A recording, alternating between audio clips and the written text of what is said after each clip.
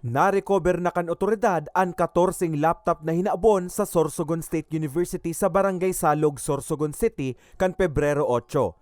Sigun sa hepe kan Sorsogon City Police Station na si Police Lieutenant Colonel Jeric Donsadia, huli sa sumbong kang concerned citizen dapit sa nangyaring pagpapabakal ng mga bako dokumentadong laptop sa nasabing barangay, asin sa padagos naman na pag-iimbestigar, dagos na nidang nasoy-soy ang lokasyon kan mga nawawarang laptop na nakumpirmar man huli kan pagkakapareho kan mga serial number. Nakuha natin siya na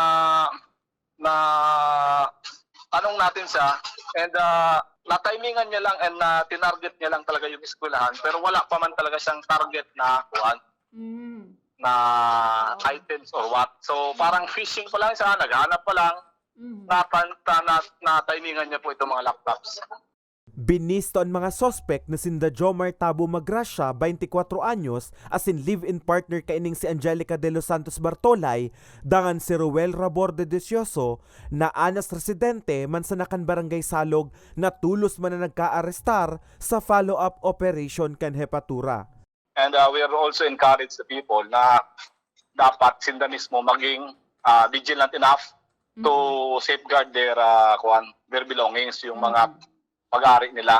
And lalo na yung mga gusto din bumili ng mga murang gamit, mag-ingat po tayo because this might be mga nakaw na mga gamit na kung saan makakasabay tayo pag kinasuhan tayo ng anti-fencing law.